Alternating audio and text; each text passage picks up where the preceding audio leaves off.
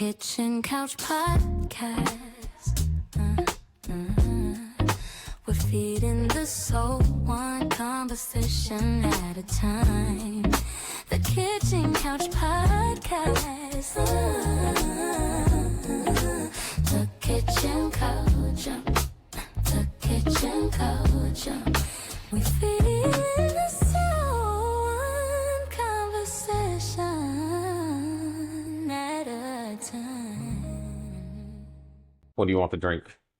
Water's fine. Okay. Or I guess what are the options? I've got water. This is like tea. Also, like if you want wine, if you want champagne, Like if you tea is want, fine. you want tea. Mm-hmm. Okay. Let me see. I think I'm gonna move this one. Actually, I had a non-alcoholic champagne. I left it in the car. You Didn't did? even think about it. I think I've got a non-alcoholic one. Let's see, tea. I just love your space. It's so nice. Thank you. Oh, if you like it.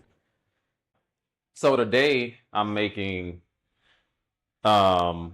these are oyster mushrooms. Okay. You had oyster mushrooms before? Yes. Okay. All right. So you have. So I just battered them, and then like I'm gonna just pan fry these, Okay. and then I'm gonna do a vegan dirty rice. And you've done that before. I think Yes. I've had this first. I'm excited. Yes. You've had that? Review.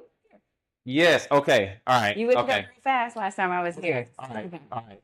Are you a spicy? Yes, definitely a spicy. Okay. All right. So this is you hear Abbott's. Yes. All right. So I'm gonna mix Abbott's with Beyond Meat. Like this is like an Italian. I feel like this because it's seasoned already, and so it adds a little spice to it on that. So I'm gonna kind of do both. I want to get closer to the mix. Yeah. So, do you cook? I do. You do? Mm-hmm. All right. What's your favorite dish? Crawfish etouffee is my favorite dish. Okay. I'm a Louisiana girl, so all of that. So home is. Shreveport, Louisiana. Mm-hmm. Did we talk about that? I think so. Did I tell you my family's from Terrell? No. Yeah.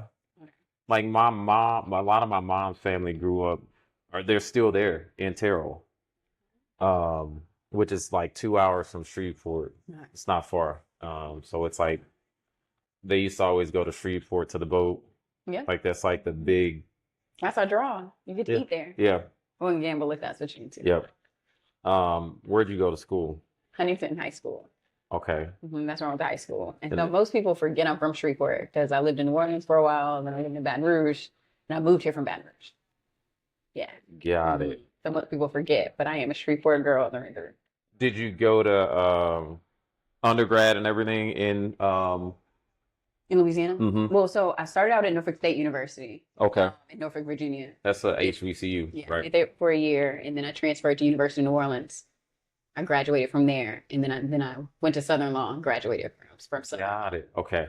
Okay. So I finally did get a degree from HBCU. What did you practice when you first came out?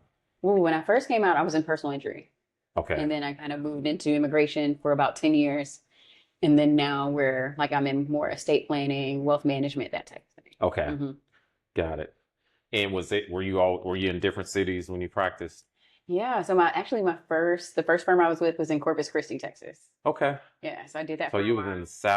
in South Texas. That's South Texas, right? I was at work a lot, so I had Yeah, that's I South know, Texas. no. Like that's close to like the border and I worked Yeah. crazy hours there. And then I got a job at an immigration firm, did that for about a year, and then I went into practice for myself. okay. Mhm. And I've been in private practice ever since. Why law? What made you do law? So it's actually been the only career I've ever wanted to do. So at the time, my high school, Huntington High School, was a law and business magnet. So I knew that I wanted to go to law school pretty much since middle school, Wow. maybe even before that. That was actually like when I was growing up, like I used to always say that's what I Mhm. wanted to do. Like I was always like, and I was attracted to like what I saw on TV, like the Mhm. litigation, Mhm. Johnny Cochran. Like I remember being in school, like really young, but watching the OJ trial Yeah. Mm-hmm. and watching how Johnny Cochran just killed it. Mm-hmm. Like- if the glove doesn't fit, you have Yes, to quit. like he, like he killed it. And so I was like, and then like it was the art of like, it's selling, like you're selling people, you're selling the truth, whatever you want the truth to be. Like, who's the best salesperson? And I think what people thought they were attracted to, I think they thought they were attracted to the law, right? But really what they were more attracted to was the psychology of a trial. Yes. Like how Yes. do you make people feel leading up to the trial? How do you make the jurors feel? Who did you decide to pick? Yeah, so I think that's what a lot of people are attracted to. It's not the actual day-to-day of being a lawyer, because that part can be boring and stressful. I think it's the psychology of all of it, of like winning and providing the best strategy for your clients. That's what people are attracted to. I know this is probably a crazy question, but do you think that's fair? Do you think it's fair do you think our system, the way our system is set up, like, do you think it's fair to like have your peers decide your fate? Like, Ooh. you get what I mean? Mhm. Like, have you ever thought about that? Like, do you think it's fair? I think the better question would be, are these people your actual peers? So as a Black person, as an African American, it's very rare that those 12 people are going to look like you, come from the same circumstances. So they're not actually your peers. So is it fair that I'm judged just by 12 Americans is what's happening? And no, that part isn't fair. But, That's what I mean. You get what I mean? Like, and then would it be fair if they were my actual peers and my actual community? Ooh, so are we saying just necessarily people from the same like socioeconomic background, or people who could actually say, I'm aware, I know of this person? Both. So even if you separated them or you put them together, so say you and I both grew up in Shreveport, my family knows your family. We went to high school together. It's a small town. You're being prosecuted for, say, murder. And all of us that are in that room know you. And we know you, some of us know you in a personal way. Some of us just know of you. And say you're actually guilty. Do you know what I mean? Like, So there are some societies and then some movements towards what that's called collaborative justice. And so where, hey, we know that you did it. There's no argument about that. But like, what should your punishment be, if any, considering, and I think that's awesome, but I also think that's more work than what our society is really willing to do. I think the criminal justice system, or the way that we move through the system, is all based on a lie. I think a lot of us lie and say, oh, I've never done anything criminal in my entire life. I've never done anything that could land me in legal trouble in my entire life, until it is you. And then you're asking for pretrial diversion programs or alternative sentencing and things like that once it's you and your family. I think that collaborative justice could work, or would be an awesome concept if we wanted to do the work to implement it, on a wide scale versus in just like smaller communities. So when you talk about collaborative justice,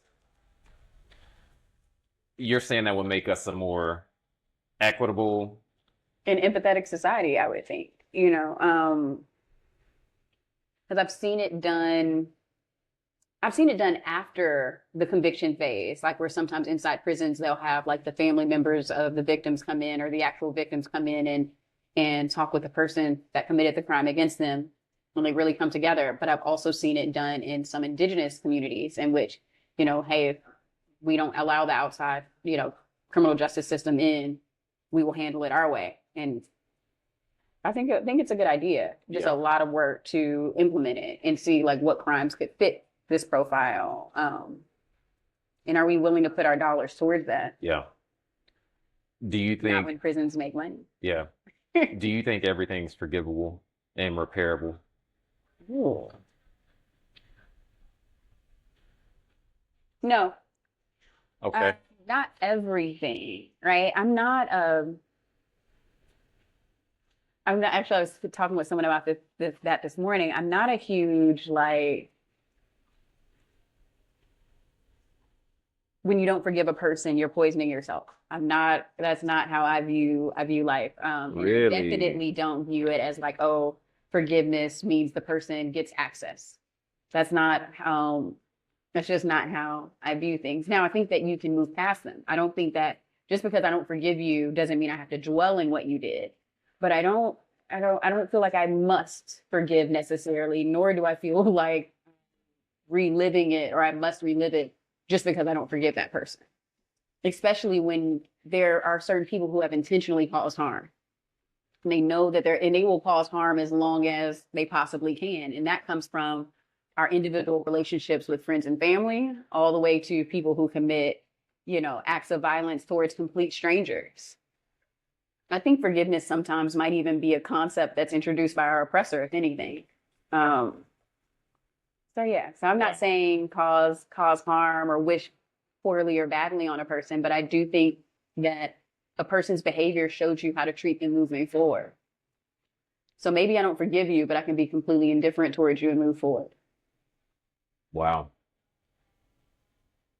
I've never heard it put that way. I've never heard like that concept and that idea around like actual forgiveness and how even the point you made about the oppressor making that a thing and making that something that what are your thoughts on what is forgiveness to you? Like what does that mean? Like when as we talk about forgiveness, like let's define that for you before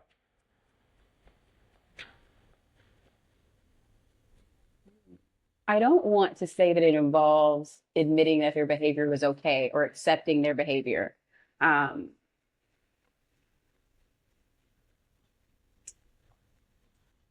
and I don't think I have a baseline definition. I'm just more so going based on how I've seen it practiced. Okay. It's this reconciling with what was done to you, but also leaving the door open for some sort of access. Yep. And then there's also this like redemption of that other person that I don't think is always necessary. Like they need to, if a person has done harm, a lot of that is reconciling that with themselves. Are they going to continue to cause future harm? So for me, I think forgiveness might require entirely too much work, emotional work and baggage on the aggrieved than the actual perpetrator. And I think that might be my issue with it. Okay. That's a good point. Do you think you don't think it's worth the work? I do think it's worth for like the person who was aggrieved. I think it is worth the work to heal yourself. Yep. I think it's worth the work to not see everyone else through that same lens. Like when you've been aggrieved, when you've been harmed, there's so much internal work that goes on to recover who you used to be or live in your new identity. There's so much work for you. I don't have work for the person who intentionally caused me harm. Like I don't have much left over. Or if I do have something left over, wouldn't I use that additional equity that you have to put more good in the world? And maybe that other person benefits from it, right? But I'm not going to put a lot of effort into that other person per se. Got it. And then I might feel like it. I might feel like it. Yeah. But as far as like the general rule, I'm not a huge, holding on to things and not forgiving is like drinking poison. No. Yeah. I get that. Like when I think about forgiveness, I don't always think about like deep, well, I won't even say deep, but like egregious acts or anything like that. Like when I think about forgiveness, I think about, say, our parents, or like a partner, or I think about just in general how I think non-forgiveness for me shows up in all your relationships. That's kind of how I see it. Like I think that if I keep it, it affects me. Yeah. versus like doing work for the other person. Like I don't know if it's not my job to redeem that person, like what you said. Absolutely. I think about for myself. Like I think about like if I hold on to non-forgiveness, like how that continues to show up in my life. You know what I mean? Like, because I do think it impacts us. Like, I don't think it's not. I think it's worth doing the work to do it, but also do it in a way that you're centering yourself in that. And I think when I think about like our parents, our partners, our friends, a lot of times I don't even look at their past actions, even when it results in hurt to me, as anything that requires forgiveness. Sorry, anything that requires forgiveness, because a lot of times how they treated us have very little to do with us. Yes. Yeah, it has very little to do with us. So a lot of times I don't even think about like, oh, I want to forgive this ex or forgive my parent for this. They were doing the best that they could typically. Yeah. Like, I think that if you're moving with a certain amount of self-awareness and integrity, you typically don't have a lot of overtly harmful people in your life. You just have humans. So if anything, I just focus on forgiving the version of myself that didn't have boundaries, the version of myself that gave a second chance. So I don't really even they were doing what they were doing, but a lot of times it wasn't to destroy me or to hurt me. But a lot of times I broke my own heart before they ever could. You know, I kept going to a well that told me they were empty. I kept going to a source that told me they didn't have capacity or showed me they didn't have capacity. So a lot of times it's not really forgiving them, it's forgiving myself that was okay with eating crumbs. You know, so yeah, that's why I don't really get big into the forgiveness, because all of us are just really confused and trying to figure it out. It's our first time on earth. Possibly, Yeah, you know. that's good. I love that.